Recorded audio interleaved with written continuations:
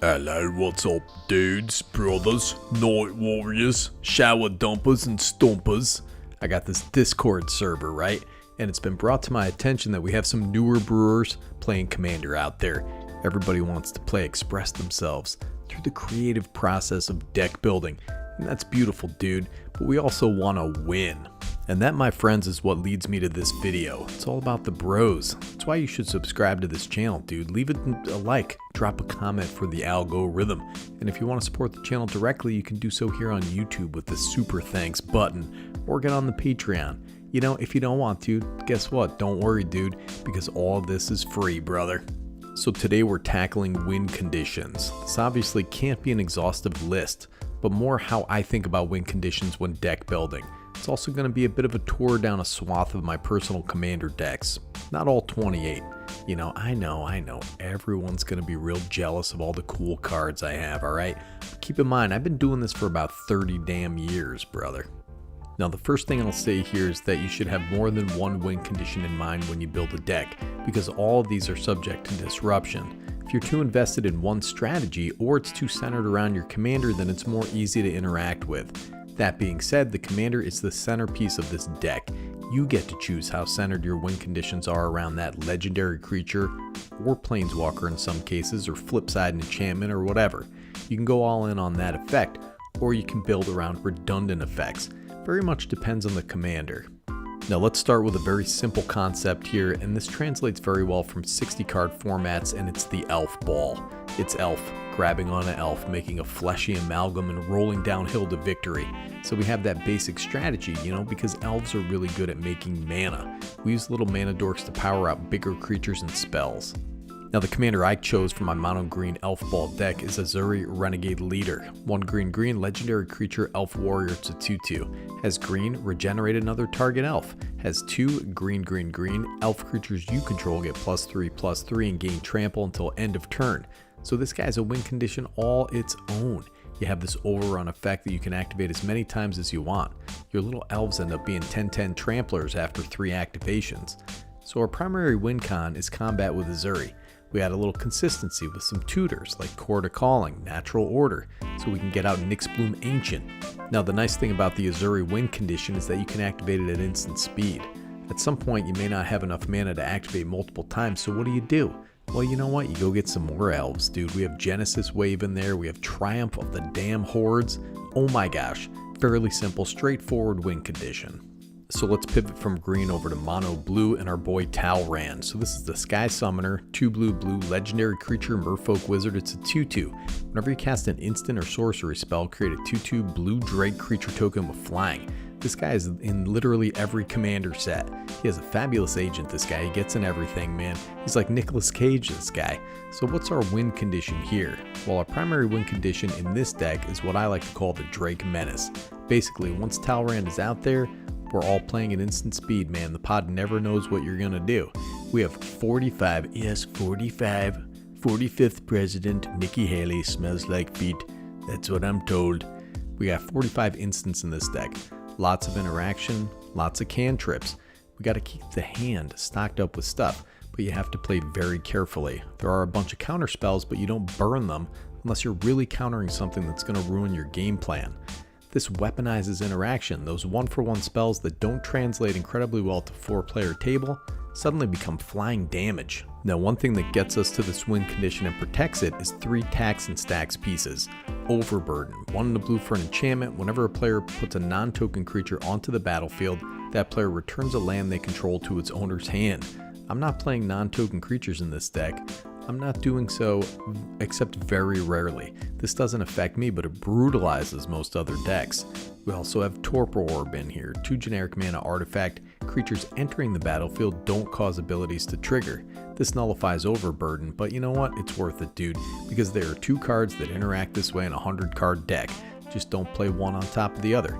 But this card is another real crippler. And of course, you got the Meek Stone out there. This guy has no testosterone left in his body. 1 generic mana for an artifact. Creatures with power 3 or greater don't untap during their controller's untap steps. So if you come after me, then just know you better do it and make it count, dude, because your big stupid creatures aren't helping you next turn. and I have all this interaction anyway. That alpha strike may not be as alpha as you think, man, even when you do turn them sideways.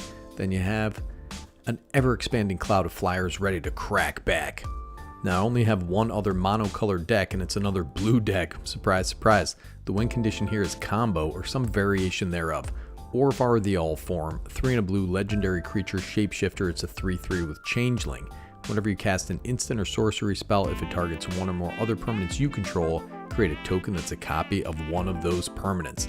When a spell or ability an opponent controls causes you to discard it, this is not relevant because it's in the command zone, create a token that's a copy of target permanent. This is like $80. Budget deck. The commander is currently about $4. You make clones of things like Docent of Perfection, Master of Waves. They make lots of little tokens. You can win that way. Or you can clone Scourge of Fleets, Hullbreaker Horror. Just bounce things all day long. It's an absolutely brutal deck. You can go infinite in a couple different ways with buyback spells. And you know what, man? Combo is a perfectly viable way to win. That's a win condition right there. Generate infinite mana. Make sure you have a way to win off of it. Now, I do have 2 wheel decks that win via combo, both in very different ways though, and I'll walk you through them. I have this classic commander partner deck with Vile Smasher and Kaidel. Kaidel is the centerpiece of the combo. She generates infinite mana with Umbral Mantle, Staff of Domination, Sword of the Perunes, and then wins the whole kit and caboodle with a big old fireball. It's very simple, really. You're drawing so many cards you can get those win conditions with one of those wheels. Honestly, man, this deck could use a little updating, but I do include a little redundancy with the Locust God, who also pays off card draw with these little hasty flying little bros out there.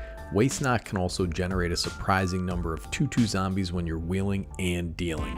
Primary win condition is combos, secondary is wheel payoffs, tertiary is Vile Smasher, who mostly just watches from the sidelines. Now, my other wheel deck is the partner pairing Bralin and Shabraz. Bralin combos with Curiosity, Ophidian Eye, and Tandem Lookout. Go to the end step with 8 or more cards. During your cleanup step, discard to your maximum hand size. Bralin triggers for each card discarded, get a +1/+1 counter, and deal 1 damage to each opponent.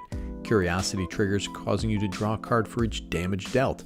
Pass priority, move to an additional cleanup step. Repeat until you have no cards left in your library or you have won the game. Now, wheels also have this weird interaction with Smothering Tithe.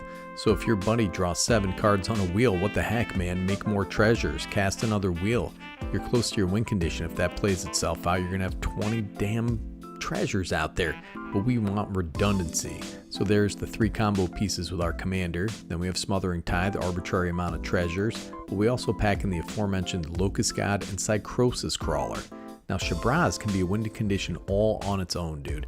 It gets huge very quickly with all the wheels in the deck. Voltron commander damage is a valid win condition. People often think of equipment, we'll cover that, but weird Voltron like this is perfectly viable as well. Shabraz just gets really massive. And speaking of weird Voltron, it can be an archetype all on its own, dude. Look at this guy, Greven, Predator Captain, 3 black and a red, legendary creature, Phyrexian, human warrior. It's a 5/5 with menace. This guy gets +X+O, where X is the amount of life you lost this turn. Whenever Greven attacks, you may sacrifice another creature. If you do, you draw cards equal to that creature's power, and you lose life equal to that creature's toughness. Now, the goal with this deck is to smash in, kill somebody quick, and don't die to all that life loss. There are a ton of cards, like Wall of Blood, that lets you lose 16 or more life at instant speed. Now, this is Voltron in the purest sense, powered by hatred, dude. It's a very focused deck, but doesn't pack a whole lot of redundancy. This deck is centered around the commander, but the Voltron plan is augmented by direct damage with cards like Chandra's Ignition and Essence Harvest. Now, this is a red specific card, but if you find yourself running behind, Greven got killed a bunch of turns ago, and you're 1 turn away from an alpha strike, then Mob Rule can be your friend, dude. This is a card I just stick in decks to bolster win conditions. Steal your opponent's stuff, kill him with it. Very simple. Now, when we're talking about Voltron, we usually talk about assembling a bunch of equipment onto a big Voltron commander like Sir Gwyn, Hero of Ashvale. 3 red, white, and a black for a legendary creature, Human Knight. It's a 5/5, has Vigilance and Menace. Whenever an equipped creature you control attacks, you draw a card, you lose 1 life. Equipment you control have Equip Knight 0. This cheats half the stuff you want to use your mana for, equip cost. Now, this is a straight Voltron deck. Sir Gwyn needs to be there to win, right? Picking off opponents with massive hasty damage. It's not something you can build redundancy into, right? Well, you're wrong, you idiot. If your commander gets removed too many times, you have creatures like Balin, Wandering Knight. And this guy's 2 white for a legendary creature, Cat Knight. It's a 3/3. Balin Wandering Knight has double strike. As long as 2 or more equipment are attached to it. Has 1 and a white, attach all equipment you control to Balin. Your equipment tends to stick around, and this guy cheats the equip cost of all of it down to 2 mana. Now these are what I call replacement commanders. They can wear equipment beautifully.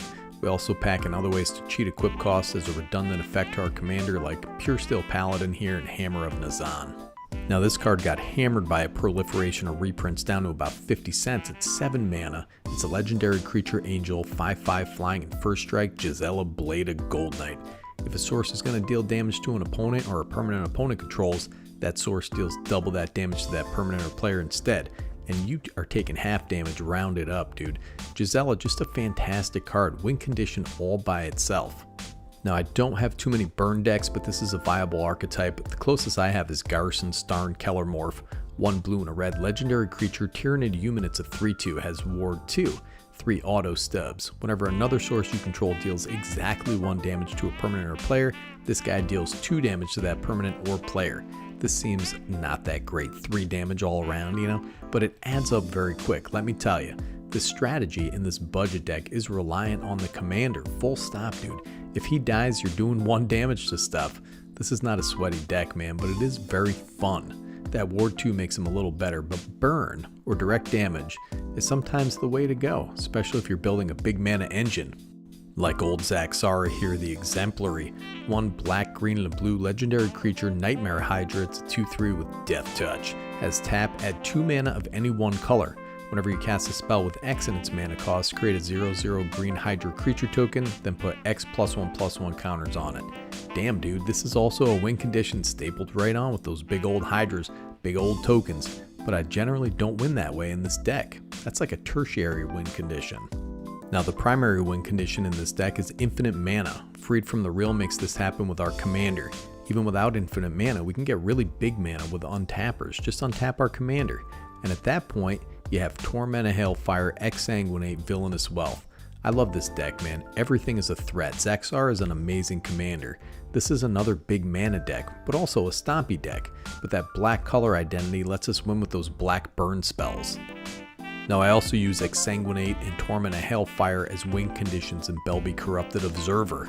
Observer, why the heck can't I say Observer, dude? Black and a green for a legendary creature Phyrexian Zombie Elf. It's a 2/2.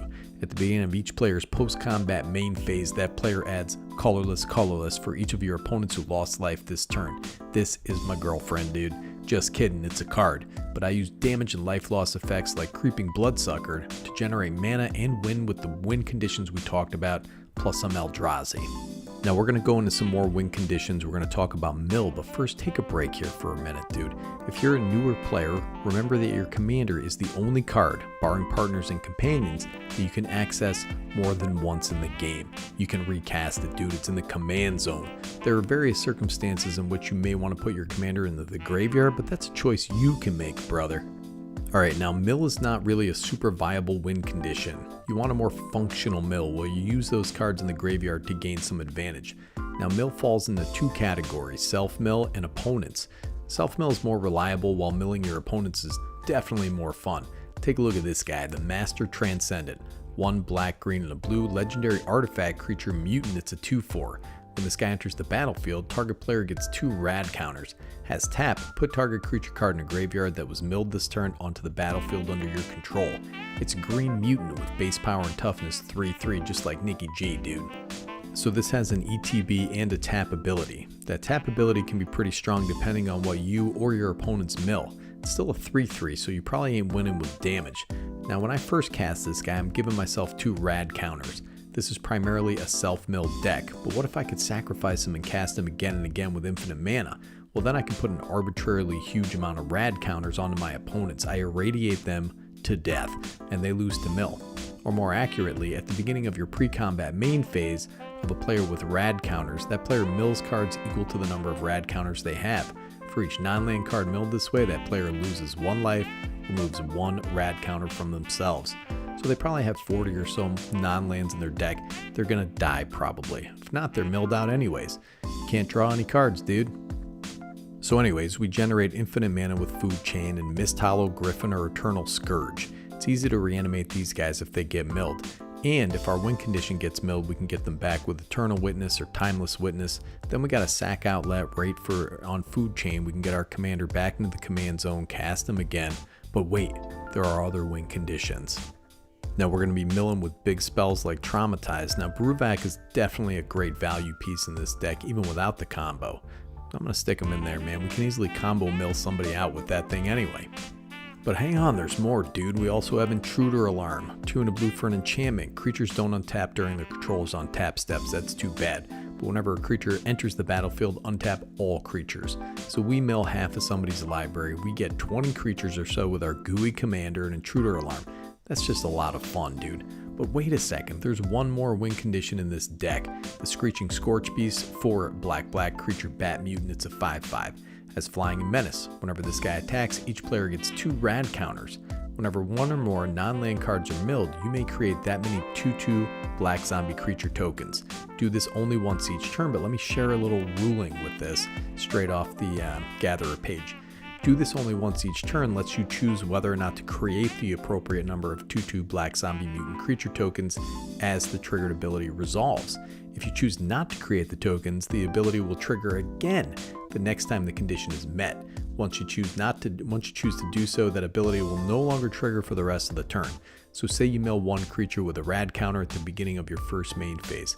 That's too bad, but you have a Traumatize in hand, dude. You can choose to wait and create 20 black zombie mutants instead. Now mill can be a lot of fun. I also have a Phoenix deck that mills and mills and mills, dude. But then you use the Rise of the Dark Realms as a win condition, along with your creatures that get bigger the more cards are in the graveyard. Consuming Aberration, for example, that's the flag bearer of that class of creature.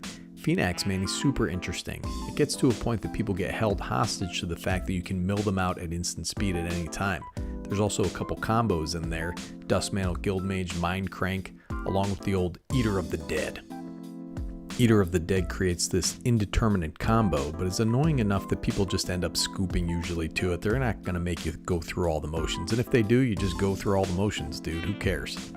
Now I also have a Captain Engathro deck which delves into mill, but it's more of a reanimator deck, which is also a perfectly viable win condition when you're using mill. It's very functional. Take stuff out of the graveyard, slap in with big massive creatures. The Captain here generates a lot of value because it's free. Alright, let's move on to the demons here. Belacor, the Dark Master. Belacor, sorry out there, all you purist 40k bros out there. I said the B with a hard B, dude. 3 blue, black, and a red for a legendary creature, Demon Noble. It's a 6/5 with flying. This guy, when he enters the battlefield, you draw X cards and lose X life, where X is the number of demons you control. Has Lord of Torment. Whenever another demon enters the battlefield under your control, it deals damage equal to its power to any target. That's a win condition right there, dude. So cards like Patriarch's Bidding allow us to reanimate a bunch of demons, throw damage around. So you got a lot of graveyard tutors in this deck. Then the demons can slap in the air to win, or, listen to this, we can create 5 clones of Belacor using Rite of Replication.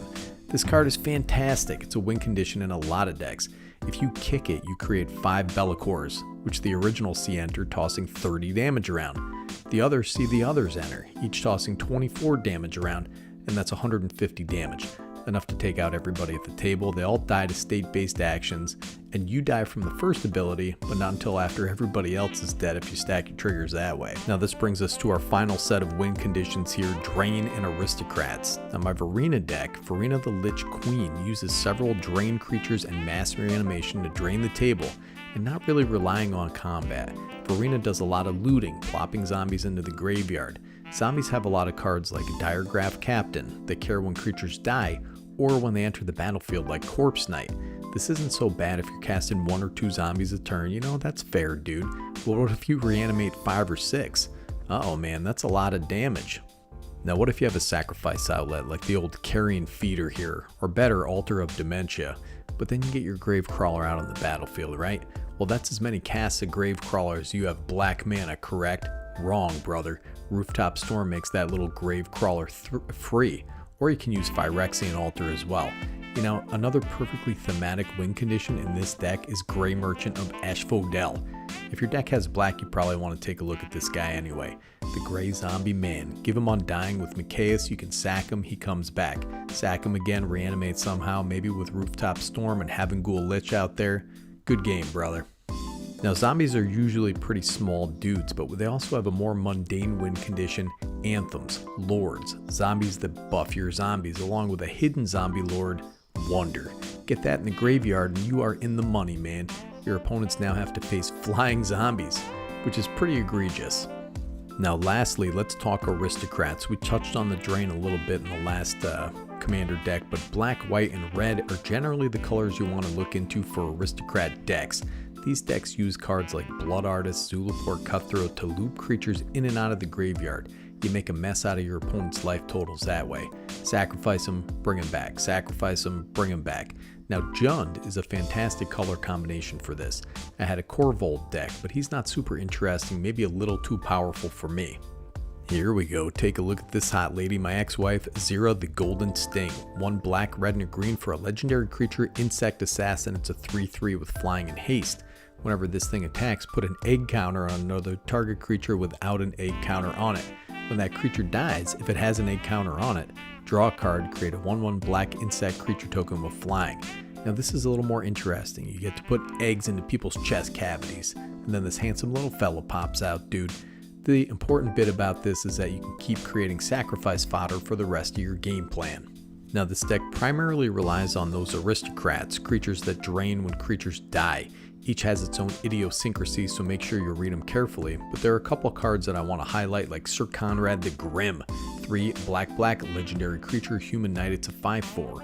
Whenever another creature dies, or a creature card is put into a graveyard from anywhere other than the battlefield, or a creature card leaves your graveyard, Sir Conrad the Grim deals 1 damage to each opponent. Has 1 in the black, each player mills a card. This guy does a lot, man. He does reanimate, drain, kill a creature, drain, exile your graveyard, drain, sack a token, drain. He's a win condition all on his own. Start running if you see this guy with his little tiny skull in the night, brother. Now, since we're making tokens, man, you might as well grab a copy of this guy at $17. I remember when it was about $10 right after reprint, I sniped it. Perforos God of the Forge, 3 in a red, legendary enchantment creature god, it's a 6/5 with indestructible. As long as your devotion to red is less than 5, this guy isn't a creature. Whenever another creature enters the battlefield under your control, Perforos deals 2 damage to each opponent, dude. 2 in a red, creatures you control get +1/+0 until end of turn.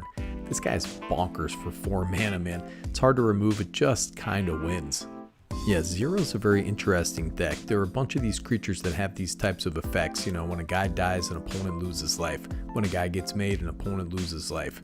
The idea is to make lots of tokens and then kill them. We use cards to pay that off over and over again. Now I will say here, landfall decks, cascade decks, treasure decks, decks that create big creatures, they can all just win by cheating in massive value. There are tons of Simic decks that win with combat, and listen, that's legit. Really, you want to look at your commander, what it wants to do, and build from there. I tend to be attracted to commanders that utilize cards in unique ways and build win conditions off of that. Stuff I've never seen before, you know. Some of these decks are a little older, and they were unique at the time, but now there's redundant effects that creep in. And you can check out all my deck lists at the Moxfield link in the description. Let me know your favorite win conditions and we'll chat it up in the comments, brother. Or in the Discord. I had a bunch of nice conversations with some fine dudes in there today, man. I hope you guys found this useful. And thanks for being supporters, all you patrons out there, man. I appreciate you guys more than words can say. Nicky G, Better Commander, signing off.